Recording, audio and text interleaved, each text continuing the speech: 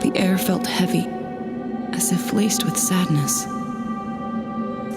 The frozen fingers of corruption assailed her every step.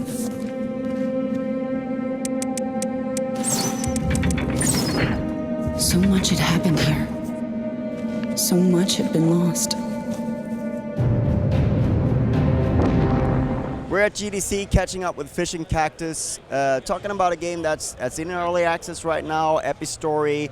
For those who are unaware, can you give us the quick pitch? What kind of game is this? So, Epistory is an adventure typing game, and you're actually the muse of a writer, and you're in his head, and he's got writer's block. So what you're going to do is the player is going to type words to actually play the muse and help him reconnect with his story and get his words back. When I first sort of heard the concept without seeing it, I was thinking like, oh, typing of the dead, but it's not at all like that. But there's a similarity in mechanics, I guess. Yes, so it's based on typing, so you can even access the menus by typing their name, which is pretty cool. But you actually advance in the game by typing as well. So you have typing controls for controlling the heron and the fox. So you can actually move freely around the world. You can interact with the world by typing, and you can also defend yourself by typing. But everything is based on puzzles inside the game, usage of magical powers that have different impacts on the environment and on your enemies. So you're not just defending yourself against on a rail shooter. It's really an active game, and you can really go wherever you want and discover new stuff in the game. And we talked about that as well, but it's not like you're just finding those words. There is a little bit of sort of exploration and secrets to find as well if you experiment with words. Yeah, so of course you have a storyline which you can follow, and on the side you have some bonus stuff.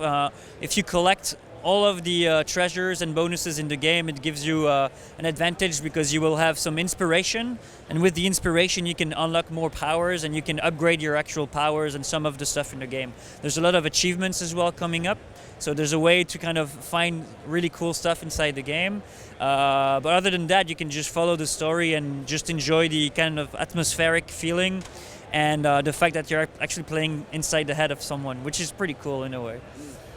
What kind of tact and approach are you taking in terms of sort of the difficulty of the language and sort of, because obviously you want to have as big an audience as possible and people with English as second language or third language. What kind of languages are you supporting? And So the game is already in 8 languages, and German is the hardest one with all the accents. But everything is in the wrong order.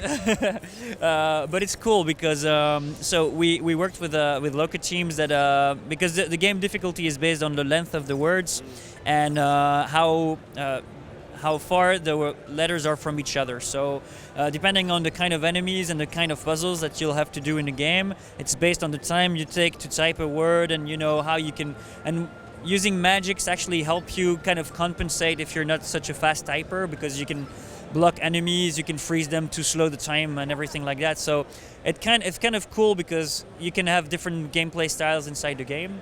But yeah, it's everything is typable, and it's 8 languages. So so it covers quite a bit of population already, and even in early access now, it's already supported. I think it's 5 languages right now.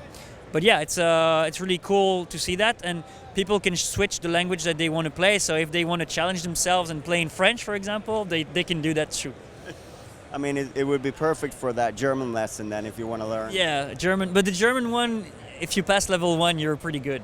Especially if it's not your mother language, because all the umlauts and stuff are placed in a weird place. But yeah, German players are really hardcore. It's awesome.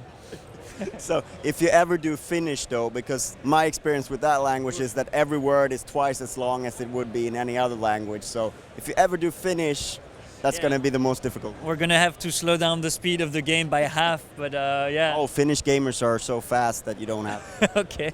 Well, they're really fast at typing, right? Yeah, it's true. You also mentioned that you have ideas for multiplayer and things like that down the line. What kind of concepts are you looking at to expand the game? So right now, you can compete in an arena, and there's going to be a leaderboard in which you can, see who's fastest and who had the most. It's like a survival mode. We would like, but of course, this is not going to be released for the 30th of March. But we have ideas to have like real-time multiplayer for the future. But this is this is what we would like to do if we have the money and we have the time to develop it. But right now, I'm not making any commitment on this. If the game does well and people like it, this is something that we will work on. A battle of words, then it'll be. What kind of approach will you take to that? Is there like almost like a rock paper scissors approach to like what words beat other words and? No, I mean right now we have a lot of ideas about making this a multiplayer game. I think it's going to be more of a strategical game between attack and defense. But this is still kind of on paper right now. We have a lot of different concepts that we need to approach. And I mean, we would be delighted to do it. I think we should make something that sticks with the game ID. And I don't want to just make a game in which you have to type faster than the other ones, because we can use all the magic, so you can have a little bit of strategy as well. And it would be cool actually to have people that win a game even though they're like slower than others, just because they're smarter, would be pretty cool. So we're aiming towards that kind of ideas, I think. You mentioned March 30th. Is that when it's coming out of early access, or? Yeah, so March 30th, it's going to be released as a fully released game with all the content, all the Steam stuff that you can find, and we're adding a lot of content. So the people who had the last version of early access are going to be really thrilled. We're adding a lot of hours of gameplay and all the new powers and all the new worlds. So. Yeah, we have a little teaser if you want to check it out. It looks pretty cool. Thank you so much for your time. You're welcome. No worries. Take care, guys. Keep the